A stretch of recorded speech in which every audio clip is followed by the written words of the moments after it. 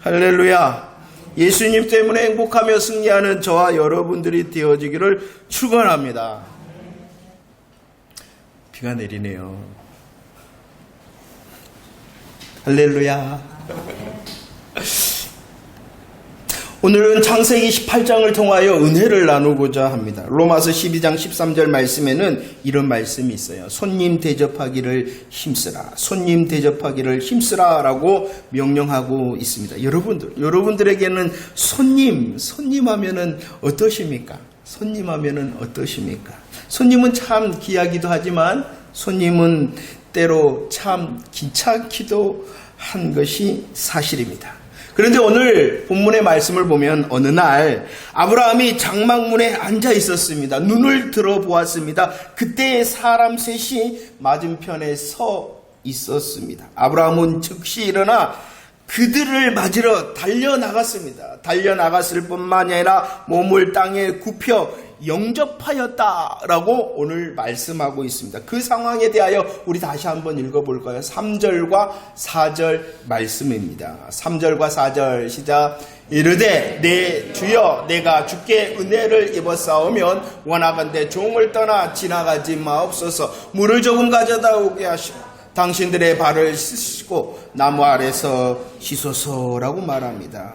이 말씀은요, 아브라함은 그들이 보통 사람이 아니라는 것을 깨달았다는 것입니다. 첫눈에 그 세 사람 중에 한 분은 바로 여호와 하나님임을 이 아브라함은 단번에 깨달을 수 있었다는 것입니다. 그리고 그를 향하여 고백합니다. 주님이라고 부르며 그 앞에 엎드렸다라고 말씀하고 있는 것입니다. 여러분들, 아브라함이 이렇게 단번에 하나님을 인식할 수 있었던 이유가 무엇 때문일까요? 특별하구나. 아니, 여호와 하나님이시구나. 주님이시구나. 라는 것을 아브라함이 단번에 알 수 있었던 이유는 당시 아브라함이 깨어 있었기 때문이라는 것입니다. 아브라함이 바로 깨어 있었기 때문에 하나님을 단번에 알아볼 수 있었다는 것입니다. 하지만 더 중요한 이유가 있어요. 그것은 18장 1절을 시작하면서 분명히 이렇게 말씀하십니다. 아브라함에게 나타나시니라. 누가? 여호와께서 아브라함에게 나타나시니라 라고 말씀하였기 때문입니다. 아브라함이 주님을 단번에 알 수 있었던 것은 물론 그가 영적으로 깨어있는 시간이었으나 또 그보다도 더 중요한 일은 누가 나타내 주셨다는 거예요? 여호와 하나님께서 보여주신 거예요. 여호와 하나님께서 당신을 친히 아브라함에게 드러내서 보여주신 은혜를 베풀었기 때문에 아브라함이 알 수 있었다는 것입니다. 두 가지가 같이 가죠. 첫 번째, 아브라함이 뭐 했기 때문에? 깨어 있었기 때문에. 하지만 그보다도 더 강력한 이유는 은혜 때문이라는 거예요. 아브라함이 아무리 깨어있다 하더라도 하나님께서 나타내 보여주시지 않으면, 드러내 주시지 않으면 알아볼 수가 없는 거예요. 바로 알 수 있었던 것은 그 무엇보다도 무엇 때문이다? 은혜 때문이다. 저와 여러분들이 이렇게 예배를 드리잖아요. 누가 예배를 드리러 왔어요?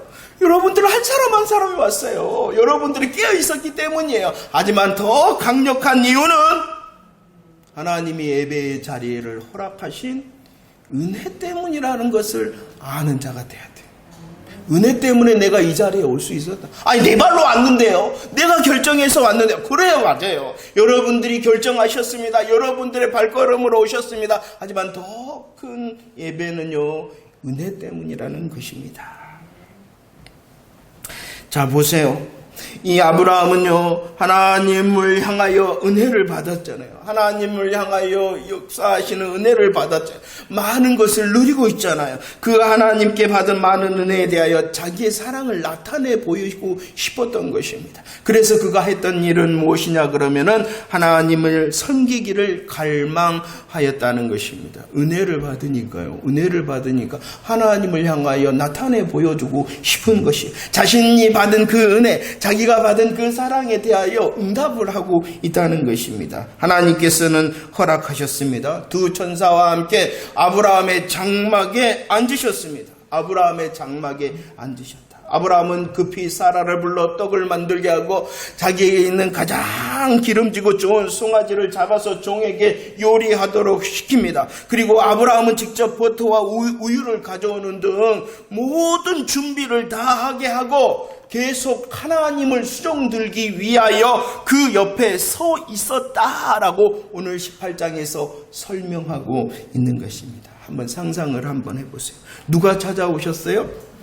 여호와 하나님께서 찾아오셨어요. 그분이 누구이십니까? 천지 만물의 주인 되신 여호와 하나님께서 찾아오셨어요. 그분이 주인이세요. 주인이 지금 종의 식탁 앞에 있다는 것입니다. 종의 식탁에서 먹고 마시고 계시는 것입니다. 아브라함은 하나님을 주인을 영접하였고 하나님은 주인 되신 하나님께서는 지금 영접한 아브라함과 교제하고 있는 모습이 바로 오늘 18장의 설명인 것입니다.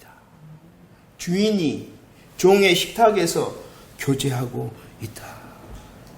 여러분들, 이것이 상상이 되어지십니까?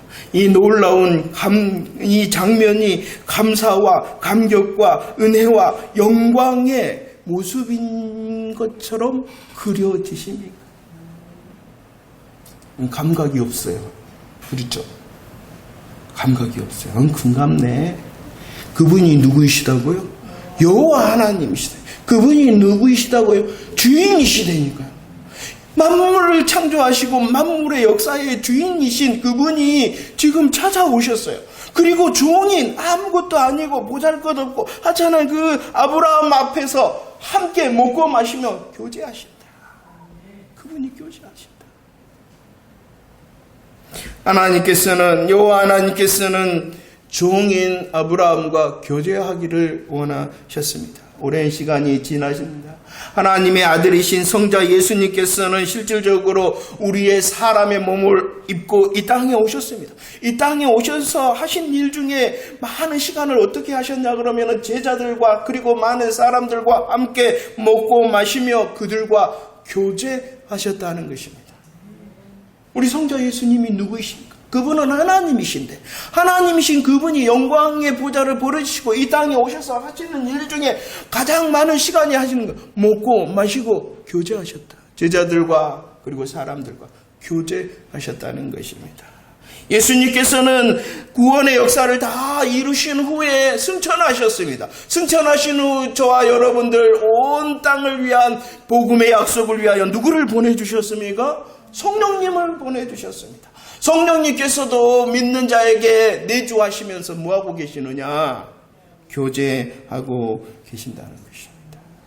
교제하신다. 그 교제의 함 가운데에 누가 있습니까?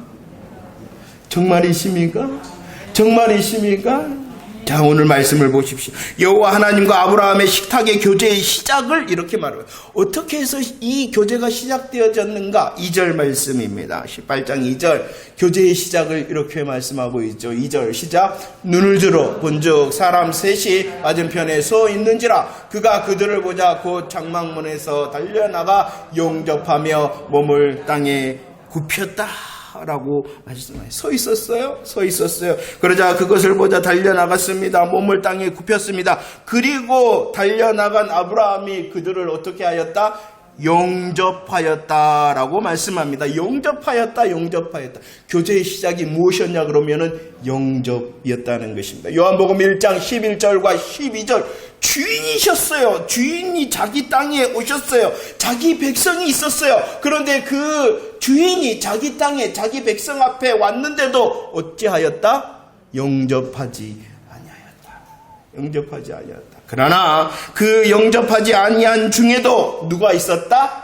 영접하는 자가 있었다. 영접하는 자. 그 영접하는 자에게 믿는 자에게 어떠한 권세를 주셨다? 하나님의 자녀가 되는 권세를 주셨다라고 말씀합니다. 영접하는 자의 특권이 무엇이냐? 바로 하나님의 자녀가 되는 특권을 주신다는 것. 영접하는 자, 하나님 자녀가 된 자에게 가장 큰 특권, 영접함으로 자녀가 된 자에게 가장 큰 특권이 무엇이냐 그러면 바로 주인 되신 주님과 먹고 마시며 교제하는 것이에요. 질문합니다. 예수 그리스도의 십자가 부활의 복음을 듣고 여러분들은 영접한 자 맞습니까? 정말이십니까? 그 영접함을 통하여 복음 안에서 내가 하나님의 자녀 되었다는 것을 고백할 수 있는 자 맞습니까? 그 하나님께서 자녀들과 교제하기를 원하신다는 사실을 알고 계십니까? 그렇다면 교제하십니까?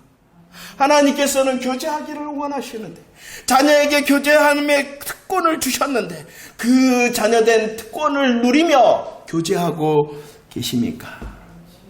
계시록 3장 20절 이렇게 말씀합니다. 함께 읽을까요? 시작. 볼시오다 내가 문 밖에 서서 두드리노니 누구든지 내 음성을 듣고 문을 열면 내가 그에게로 들어가 그와 더불어 먹고 그는 나와 더불어 먹는다. 문을 열면 영접하면 자녀 되었으며 그죠?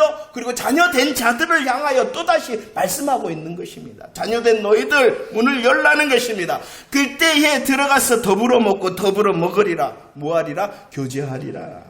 내가 그와 함께 교제하리라.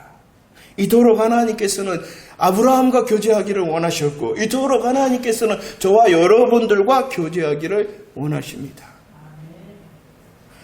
영접함으로 우리들이 문을 열면 자녀가 되어질 뿐만이 아니라 자녀된 자가 계속 주를 향하여 문을 열면 그와 더불어 먹고 그와 더불어 먹으리라. 그럼 왜 그러실까요? 하나님께서 저와 여러분들과 아브라함과 교제하신다라고 말씀. 교제를 왜 원하실까요? 왜 하나님께서 교제하기를 원하실까요? 9절 말씀에 보면은요. 아브라함의 가정에 하나님께서 찾아오셨습니다. 그리고 말씀합니다. 내 아내 사라가 어디 있느냐라고 말씀하셨습니다. 사라가 어디 있느냐라고 말씀하셨죠. 그리고 또 우리 찾아오신 주인 되신 여호와 하나님께서 말씀하십니다. 10절. 우리 10절 고백할까요? 10절 시작. 그가 이르시되 내년 이맘때에 내가 반드시 내게로 돌아오리니 내 아내 사라에게 아들이 있으리라 하시니 사라가 그 뒤 장막문에서 들었다라고 찾아오십니다. 교제하십니다. 교제하심으로 기쁜 소식을 말씀하십니다. 복음의 교제를 말씀하시는 거예요. 뭐라고 말씀했어요? 내 아내 사라에게 아들이 있을 것이다 라는 복음의 교제를 하고 계신 것입니다. 그런데 이 복음을 들은 사라는 어떠한 자리에 있었냐 그러면은 11절 말씀에 보면 뭐라고요? 사라는 나이가 많아 늙었다. 그냥 늙은 것을 말하는 것이 아니라 설명을 하죠. 그래서 그 나이 많은 사라는 어떠하였다? 여성의 생리가 끊어졌다. 불가능했다는 거예요. 뭐가 불가능했다는 거예요? 아들을 낳으리라 하신데 그 아들을 낳을 수 있는 상황이 아니었다는 거예요. 아니 오늘 말씀해 보면은 사라만 불가능한 것이 아니라 누구도? 아브라함과 사라는 이렇게 말씀하고 있는 거예요. 그냥 나이가 많은 정도가 아니라 불가능의 상황을 말씀하고 있는 것입니다. 아브라함을 봐도 사라 자신을 봐도 이제 아들을 낳을 수 있다는 것은 아들을 얻을 수 있다는 것은 어떠한 것이다? 아니 그냥 불가능이 아니라 완벽하게 불가능한 것이. 완벽하게 불가능한 것. 그 완벽하게 불가능한 상황 가운데서도 하나님이 복음을 말씀해 주셨어요. 내 아내 사라에게 아들이 있을 것이다. 그런데 어떻게 했냐 그러면은요. 그가 웃어버렸어요. 그러자 14절 말씀 한번 읽어봅시다. 18장 14절 말씀입니다. 시작. 여호와께 능하지 못한 일이 있겠느냐? 기한이 이를 때 내가 내게로 돌아오리니 사라에게 아들이 여호와께 능하지 못한 일이 있겠느냐? 내가 하리라. 너는 되리라. 지난주 말씀 뭐라고요? 어떠한 하나님? 엘샤다이의 하나님의 복음의 전능의 말씀을 해 내가 전능한데 그 전능으로 내 삶에 개입할 거야 라고 또다시 복음으로 말씀해 주시는 거예요. 복음의 말씀을 하셨을 뿐만 아니라 복음에 응답하지 않는 그를 향하여 다시 엘샤다이의 전능하심을 말씀하시면서 너는 내가 하리라 너는 되리라 라고 또다시 말씀하고 있는 것입니다. 불가능한 상황이었어요. 복음을 향하여 교제하십니다. 복음을 향하여 응답하지 않자 그 복음의 교제 자리에서 다시 복음으로 말씀하고 있는 거예요. 복음의 교제를 계속해 주시는 거예요. 복음의 교제를 또 하고 또 해주시는 것입니다. 사라의 원래의 믿음의 자리를 이렇게 말씀합니다. 12절 말씀. 원래의 믿음의 자리 12절 12절 시작. 사라가 속으로 웃고 이르되 내가 노쇠하였고 내 주인도 늙었으니 내게 무슨 즐거움이 있으리요. 이것이 바로 교제의 자리에 있었으나 사라의 원래의 믿음의 자리였다는 것이요. 뭐 했다? 웃었다. 이 웃었다는 것은 기쁨의 웃음을 말하는 것이 아니라 하나님의 일하심과 하나님의 소식에 대하여 비웃은 것이에요. 뭔 그런 일이 있어 라고 비웃는 웃음을 말하고 있는 것입니다. 내게 무슨 즐거움이 있으리요. 복음을 듣고도 믿지 못하는 그 자리가 원래 사라의 자리였다는 것이에요. 왜냐 그러면 잘 알고 있었어요. 무엇을 알고 있었냐 그러면은 나도 알고 아브라함도 알고 완벽한 불가능이라는 상황도 알았기 때문입니다. 그러나 그 교제 가운데서 계속 교제하심으로 14절에 읽으셨죠? 다시 하나님께서 복음을 말씀하시는 거예요. 뭐라고 하셨냐? 여호와께 능하지 못한 일이 있겠느냐. 교제의 자리에 복음을 듣게 하시고 교제하심으로 복음의 자리로 다시 인도해 주신다는 것이죠. 이 복음의 교제가 계속 되어지자 결국 사라가 어떻게 되어졌냐 그러면은 히브리서 11장 11절 시작. 믿음으로 사라 자신도 나이가 많아 단산하였으나 잉태할 수 있는 힘을 얻었으니 이는 약속하신 일을 미쁘신 줄 알았기 때문이다 라고 말합니다. 교제를 시작합니다. 그 교제의 시작의 자리는 사라는 믿음이 없는 자리였어요. 그러나 하나님께서는 다시 여호와께 능하지 못한 일이 있겠느냐라고 복음으로 계속 교제해 주십니다. 그 교제가 되어질수록 어떻게 되어졌다라고 말씀하느냐? 힘을 얻었다. 사라가 힘을 얻었답니다. 완벽한 불가능의 상황 가운데서도 어떠한 힘을 얻었어요? 잉태할 수 있는 힘을 얻었다. 힘을 얻은 그가 하나님을 향하여 미쁘시다. 하나님 엘샤다이 하나님 나는 믿을 수 있습니다. 하나님은 믿으실 만하신 분이십니다. 이것을 한마디로 말해서 사라가 이렇게 힘을 얻고 주를 미쁘신 일로 알 수 있었던 것은 무엇 때문이다? 믿음 때문이다. 믿음 때문이다. 그런데 그 믿음의 원천이 무엇라는 거예요? 하나님의 은혜로 교제하였기 때문입니다. 하나님께서는 뭐 하기를 원하시느냐? 저와 여러분들과 교제하기를 원하세요. 왜 교제하기를 원하시냐? 우리를 너무나도 잘 알고 있기 때문입니다.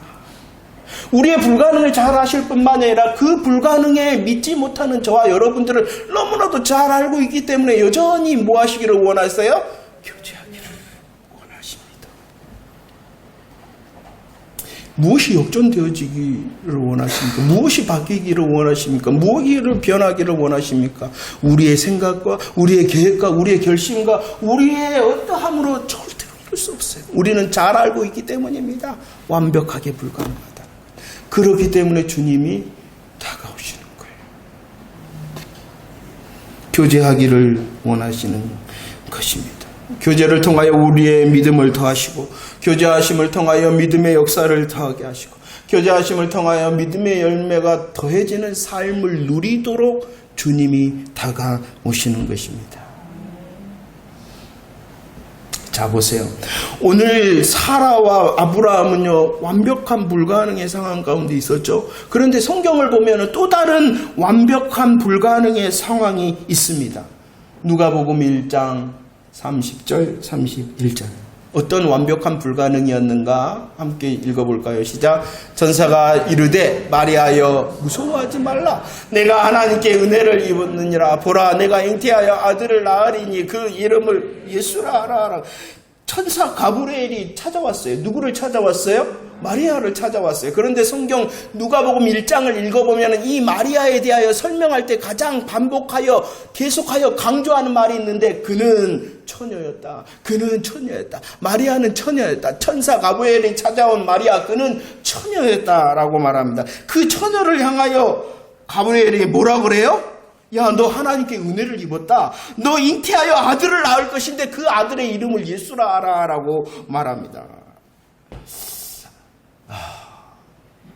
그래서 마리아가 대답하죠. 34절. 자기의 완벽한 불가능의 상황을 말합니다. 34절 시작. 마리아가 천사에게 말하되 나는 남자를 알지 못하는데요. 저는 처녀인데 나는 남자를 어떻게 남자를 알지 못하는 사람이 남자와 함께하지 않은 이 처녀가 아들을 낳을 수 있단 말입니까? 이것이 바로 완벽한 불가능의 상황이라는 것이에요. 이 완벽한 불가능의 상황 가운데 복음을 다시 들려주십니다. 그 복음의 내용이 무엇이냐 그러면은 누가복음 1장 37절 시작. 대저 하나님의 모든 말씀은 능하지 못하심이 없다라고 말씀합니다. 누구에게 한 말이에요?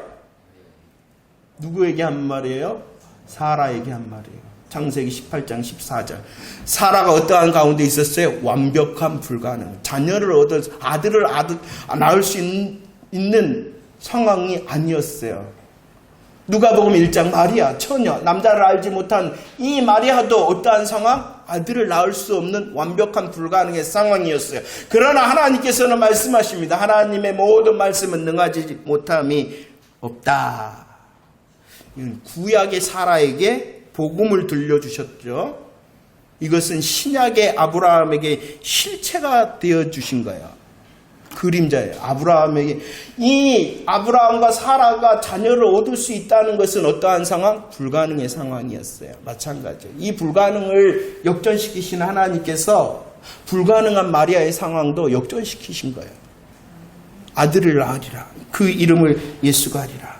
마리아에게 복음을 들려주셨죠. 내가 하리라 너는 되리라 라고 말씀하고 있는 거예요. 이 말씀을 듣고 이 복음의 교제를 누리고 자신의 완벽한 불가능의 상황 가운데서라도 이 마리아는 뭐라고 고백했냐 그러면은 38절 시작. 마리아가 이르되 주의 여종이오니 말씀대로 내게 이루어지리라. 이렇게 되어질 수 있는 자신의 완벽한 불가능을 역전의 아멘으로 응답할 수 있었던 이유는 무엇 때문이냐 그러면은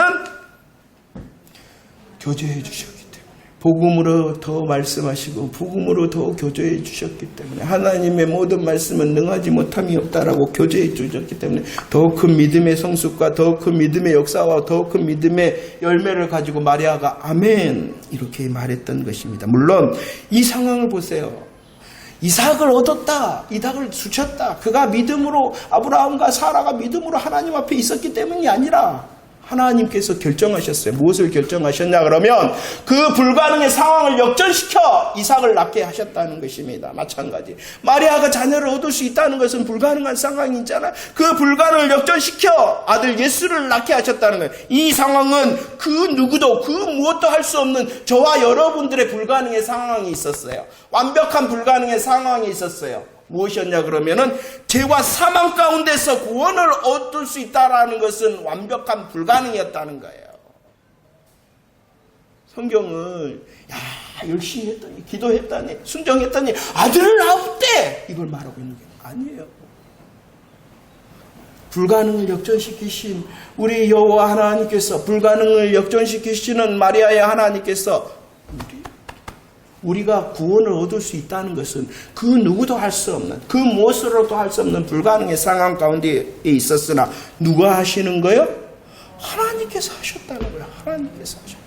이 복음을 들려주시기 위하여 이삭을 낳게 하시고 예수 그리스도가 오게 하시고 우리의 구원이 바로 완벽한 불가능의 상황 가운데서도 구원하시는 여호와 하나님의 엘샤다이의 능력이다.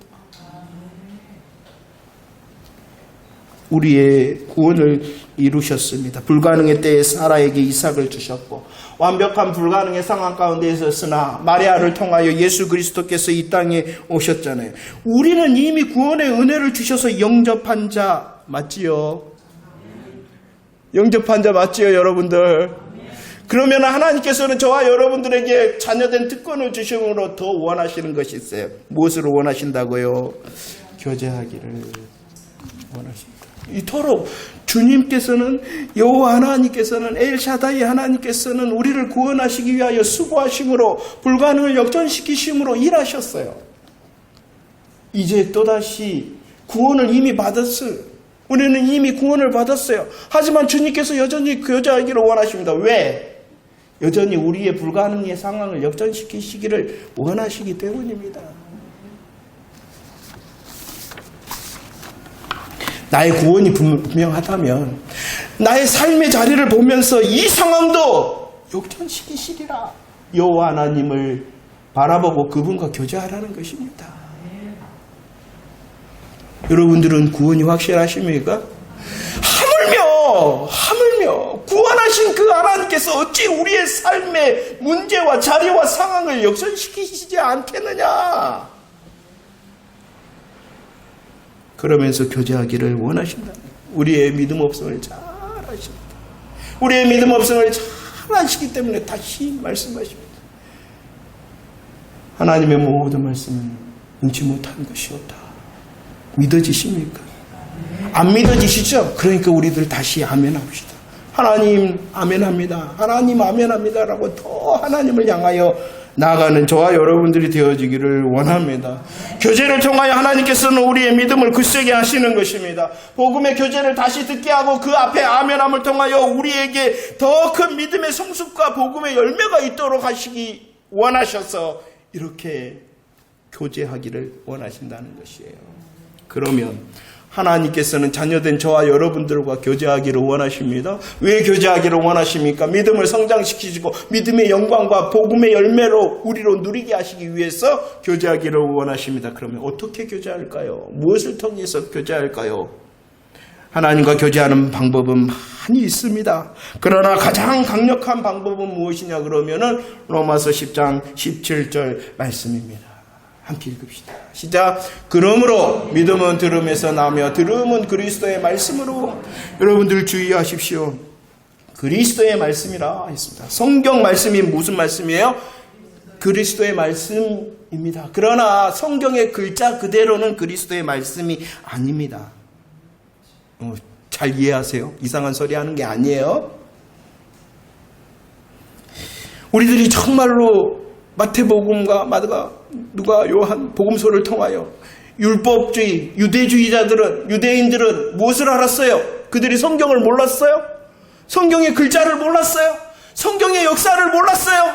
그러나 몰랐어요. 하나님의 마음과 뜻, 복음을 진짜 몰랐어요. 이걸 말하는 거예요. 그래서 들어라. 무엇을 들어라? 성경을 들어라 그러지 않고 그리스도의 말씀을 들어라 라고 말씀하고 있는 거예요. 성경의 글이 아니라. 성경의 글을 통해서는요, 다른 복음, 거짓 복음도 있는 거예요. 이단들, 성경 다른 글을 사용하던가요? 그들은 다른 글을 사용한 게 아니라 성경의 글을 사용합니다. 그러나 그들은 사용하지 못합니다. 무엇을? 하나님의 마음과 뜻의 진짜 참 복음, 그리스도의 영광의 복음의 광채를 드러내지 못한다는 것이에요. 그래서 그리스도의 영광의 복음의 광채, 그것이 그리스도의 말씀, 참 복음, 분별된 복음의 말씀을 듣는 자가 진짜 믿음의 사람이 되어지는 거예요. 그리고 그 분별된 복음의 말씀 앞에 아멘하는 것이 진짜 하나님과 교제하는 거예요. 우리는 성경을 많이 읽어야 됩니다. 성경의 글자를 통하여 성경의 내용을 많이 알아야 됩니다. 그러나 그것보다도 더 중요한 사실은 그 읽었던 말씀이 분별된 말씀이냐는 거예요.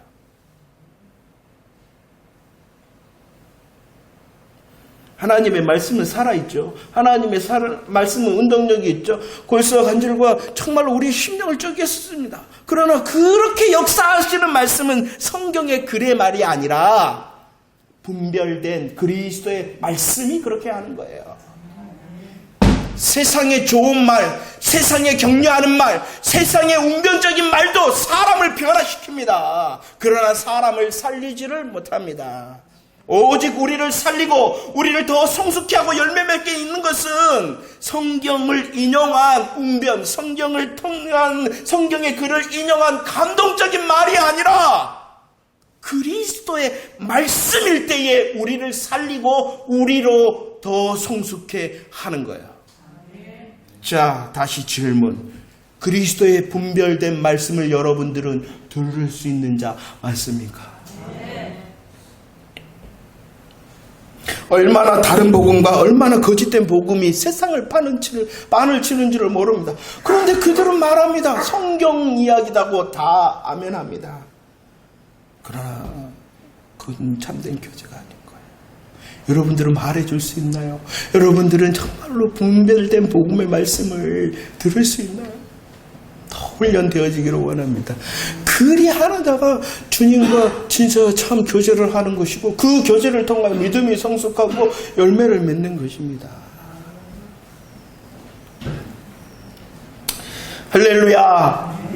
하나님께서는 교제를 원하십니다. 교제함을 통하여 우리들이 믿음에 성숙하고 열매를 맺기를 원하십니다.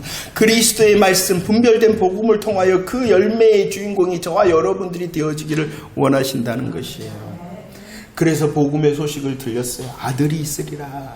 오늘 18장 아들이 있으리라. 너 불가능하지? 완벽하게 불가능하지? 그러나 엘샤다이 하나님께서 역사하심으로 능치 못함이 없으신 그분이 역사하심으로 내게 아들이 있으리라. 복음을 들려주셨어요. 함께 더 좀 시간이 지났지만 나가보도록 하겠습니다. 18장에서는요. 이 놀라운 기쁜 소식, 복음의 소식만 있는 것이 아니라 또 다른 소식이 있었어요. 그것이 무슨 소식이었냐 그러면은 소돔과 고모라가 심판을 받는다라는 심판의 소식이 있었다는 것입니다. 이 심판의 소식 앞에서 이제 아브라함이 무엇을 했냐 그러면은 23절 말씀에 보면 하나님 어떻게 하나님께서 의인과 악인을 함께 멸하실 수가 있습니까? 라고 중보 기도했다는 것입니다. 그래서 하나님을 향하여 공의로우신 하나님을 향하여 중보 기도해. 하나님 50명 하나님 45명, 하나님 40명, 30명, 20명, 10명, 32절, 10명 괜찮지 않습니까? 그러자 하나님께서 10명 좋다, 멸하지 않겠다. 하나님의 공의 앞에. 아브라함의 중보 기도는 이렇게 했는데 결국은 소돔과 고모라는 어떻게 됐어요? 심판을 당했죠. 그러면은 아브라함의 중보 기도는 이루어지지 않은 걸까요? 이거 고민해 보셨어요, 여러분? 다 아시잖아요. 소돔과 고모라 망했대. 10명이 없어서 망했대. 아브라함이 중보했는데도 망했대. 그러면 아브라함의 중보 기도는 망한 걸까요? 응답되지 않은 걸까요? 아까 제가 그랬죠. 아브라함은 무엇을 향하여 기도했냐 그러면 하나님의 공의로우심을 통하여 기도한 거예요. 아브라함은 하나님의 공의로우심을 통하여 기도한 거예요. 소돔과 고모라가 멸망한 것은 하나님께서 기분이 나빠서 하나님께서 잘못 생각했기 때문이 아니라 그곳에 몇 명이 없어서 의인 10명이 없어서 망했다라는 것을 더 드러낸 것이 아브라함의 중보 기도인 거예요. 우리 편에서 보면 아브라함의 중보 기도가 실패한 것 같으나 그 중보 기도는 원래부터 하나님의 공의로우심을 드러내기 위한 기도였어요. 그러니 하나님의 공의로우심이 드러났잖아요. 없기 때문에 망하는 것. 그들이 죄인이기 때문에 망하는 것은 공의로운 거예요? 공의롭지 않는 거예요? 공의로운 거예요. 아브라함의 중보 기도는 더 하나님의 공의로우심을 드러내는 합당한 기도였고 기도의 응답이었던 거예요. 이걸 잘 기억해. 이게 기도의 응답의 하나님의 마음이에요. 잘 훈련하시길 바라고요. 다 나가보도록 하겠습니다. 에레미야 5장 1절 말씀. 한 사람이네요. 한 사람. 에레미야 5장 1절에서는 한 사람. 10명이 아니라 몇 사람? 한 사람. 정의를 행하며 진리를 구하는 몇 사람? 한 사람. 그 한 사람을 구하는 곳이 어디였냐 그러면은 에루살렘. 에루살렘이 어디였냐 그러면 하나님의 도성. 하나님의 도성인 에루살렘. 몇 명이 없다? 한 명이 없다. 그래서 로마서 3장 10절 의인은 없나니 한 명도 없다. 그러면 뭐 해야 된다는 거예요?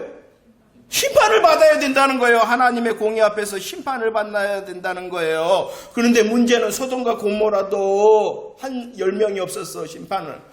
예루살렘 하나님의 도성도 한 사람이 없어서 심판.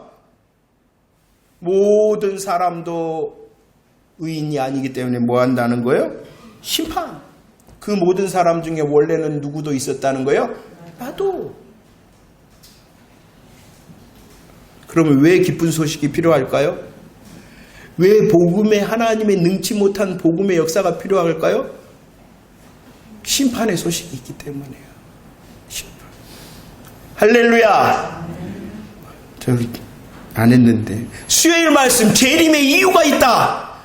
재림하시는 이유는 한마디로 말해서 하나님께서 무엇을 행하기 위하여? 공의를 행하시기 위하여. 그 공의의 내용이 무엇입니까? 믿지 않는 자에게는 심판을, 믿는 자에게는 구원과 안식을 주시기 위해서. 여러분들 왜 사라가 아들이 있으리라는 기쁜 소식이 필요하냐? 저와 여러분들은 원래 어떠한 사람이었기 때문에 심판의 소식 가운데 있었던 사람이기 때문이라는 거예요. 그러나 18장 17절과 19절 말씀에 보면 하나님께서는 뭐 하셨냐? 일하셨어요. 내가 하려는 일이 있다. 내가 하려는 일이 있다. 내가 이루려는 일이 있다. 이 말씀이 무엇이냐 그러면 소돔과 고모라의 심판을 말씀하시는 것이 아니라 내가 그들을 구원하고 싶다. 내가 그들을 구원하고 싶다라는 것입니다. 그래서 18장 18절 말씀에 아브라함에게 좋은 소식을 들려준 이유는 그 아브라함의 소식, 복음의 소식을 믿는 자는 무엇을 받게 하기 위하여? 복을 받게 하기 위해서라는 것입니다. 좀 어렵죠? 그래도 들어야 돼요. 우리를 향하여 주님이 일하신 이유는 뭐냐? 우리를 심판하시기 위해서가 아니라 뭐 하시기 위하여? 구원하시기 위해서였다는 것입니다. 완벽하게 구원을 받는 것은 불가능한 것이었어요. 그러나 여호와의 모든 말씀을 능하심이 없다라는 그 복음의 역사로 말씀하셔서 이루심으로 저와 여러분들을 뭐 했어요? 구원해 주셨잖아요. 원래 저와 여러분들은 하나님의 공의로 심판을 받아야 마땅해요. 그 심판을 누가 대신 받아주셨냐 그러면은 골고다 십자가 위에서 예수님께서 우리가 받아야 될 그 심판을 다 받아주셨잖아요. 그리고 우리는 그 사실을 믿는 자, 영접하는 자가 되어서 하나님의 자녀가 되게 하셨다. 이 놀라운 복음의 일하심 앞에서 이제 주님이 기대하신대요. 저와 여러분들과 뭐 하시기를 원하신다? 이제 더 교제하시기를 원하신다. 우리는 더 찬양으로 나가야 됩니다. 기도로 나가야 됩니다. 삶의 자리 가운데, 그 시간 가운데에 삶의 자리를 향하여 묵상해야 됩니다. 그것이 바로 하나님과 교제하는 것입니다. 그런데 그 모든 것의 기본과 기초가 무엇이냐 그러면은 그리스도의 말씀입니다. 더 분별된 말씀을 들을 수 있고 더 분별된 말씀에 아멘할 수 있는 저와 여러분들이 되어지기를 축원합니다. 우리는 생명을 누리는 자로 이제 하나님께서 또다시 주시는 불가능을 역전케 하시는 삶의 승리를 누릴 수 있도록 하나님의 말씀 앞에, 그리스도의 말씀 앞에 아멘하는 자 되어지기를 축원합니다. 말씀을 정리합니다. 창세기 17장 1절 하나님께서 명령하셨습니다. 너는 내 앞에 행하여 완전하라. 너는 내 앞에 행하여 완전하라. 저와 여러분들은 누구 앞에 있어요? 여호와 하나님 앞에 있습니다. 여호와 하나님 앞에 있는 저와 여러분들을 향하여 뭐 하라고요? 완전하라. 주님만을 의지하라. 주님만을 믿으라. 주님만을 붙들어라 라고 말씀한 그 주님이 어떠한 분인데 엘샤다이 하나님의 모든 말씀을 이루시는 하나님이라는 것이 불가능한 저와 여러분들의 구원을 이루셨는데 어찌 지금 우리의 삶에 역전의 은혜를 베푸시지 않겠느냐. 예수 그리스도의 복음을 영접한 자, 더욱 교제하는 저와 여러분들이 되어지기를 축원합니다. 죄와 사망, 정말로 지옥 인생을 역전시키신 여호와 하나님께서 저와 여러분들을 하늘을 가지게 하셨어요. 하나님의 나라를 가지게 하셨 그 하나님께서, 그 불가능을 역전시키신 능력의 하나님께서 어찌 지금 이 땅에 우리의 삶의 자리를 역전시키시지 않겠습니까?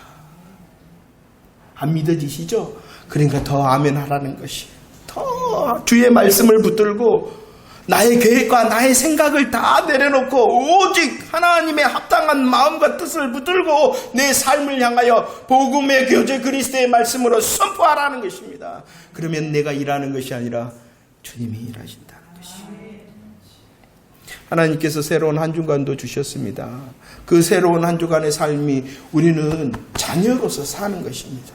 그냥 자녀가 아니라 그리스도의 말씀에 교제하는 자녀의 삶을 사는 저와 여러분들 되어지기를 축원합니다. 십자가의 공의와 사랑을 통하여 우리를 구원하셨던 하나님께서 자녀된 우리의 삶을 또다시 역전시키시고 승리케 하실 그 놀라우신 엘샤다이의 하나님을 찬송케 하셔서 간증의 주인공의 삶을 우리로 허락하시리라 기대하시며 살아는 더 복음의 교제자들이 되어지기를 축원합니다. 기도하겠습니다.